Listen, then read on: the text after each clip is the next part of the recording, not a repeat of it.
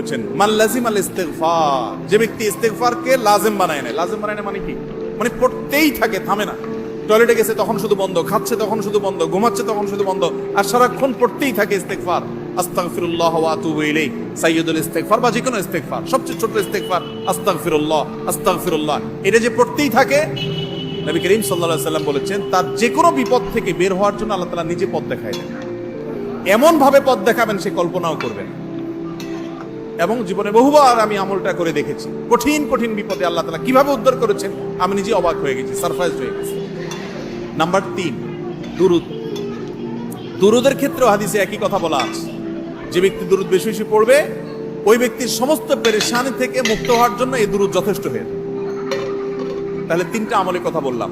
দোয়া ইউনুস, লা ইলাহা ইল্লা আনতা সুবহানাকা ইন্নী কুনতু মিনাজ জালিমিন। আরেকটা হলো ইস্তিগফার বেশি বেশি, আরেকটা হলো